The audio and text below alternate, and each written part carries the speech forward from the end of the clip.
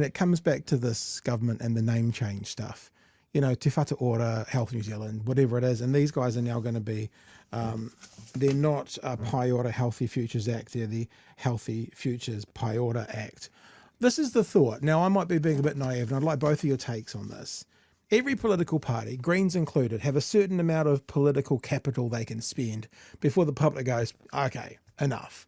Why the fuck are they spending their political capital on this? Because this is not important.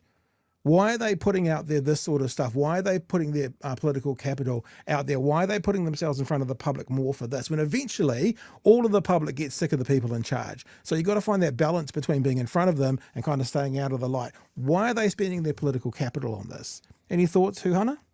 Yeah, it is interesting. And I think it is in terms of maybe, you know, the drivers and the push and the pull and the coalition partners. Because what I believe and understand in terms of the way that they're moving is that there's a legislation that comes before them, and they probably have to make some agreements in terms of the workable solutions between the three-headed taniwha. So if te reo Māori and the use of the language within legislation and in government departments and put it on your passport, if that's an issue for you, it's going to be a bottom line all the time. And we see that with Matua Winitana. Anytime Aotearoa is said in the House, he jumps on it, you know. So I don't know what the driver is, but I can just see, you know, the three-headed taniwha, and there's clearly, you know, some bottom lines for them. And they are going after the reo, despite the fact we look at our pukus, you know, we're quite used to talking about kai. It's quite normalised now. We've invested in it for quite some time. It's an issue for someone within the coalition government. I like the Matua Winitana. I like that. I'm liking that one. Chewie, what about you, mate? This isn't really a question specifically for Huhana. It's more of an opinion based. I know our natural inclination would be because they're pitching to their base, but why do you think they're using their political capital on this? It feels like it's their shot. They're shooting their shot. Right. Like we've spoken about how the fact that these guys are losing a generational battle.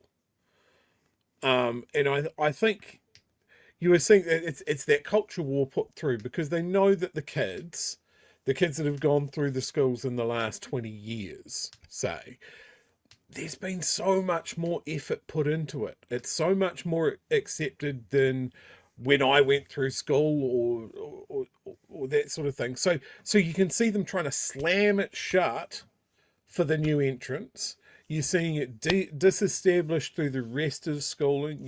You're wanting the name scrubbed from government departments, from road signs, from our bloody passports.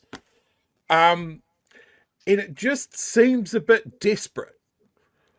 Like, I talk to a lot of people, and we live in the South. So, I mean, it's pretty white at times. And you see the mispronunciations of Māori place names and that sort of thing, and you definitely see in the news media, you know, we've had a couple of developments here, like in Mosgiel, there's a pool, and it was gifted a Māori name by the local iwi, and they're building a new library in South Dunedin that was also gifted a name that the council's decided not to use. And people go, well, I don't know what it means. You know, people won't. You see all of these edge cases. Like, what if a person from overseas comes to Mosgiel and wants to know where the pool is? They won't know where it is. And there's definitely an audience for that.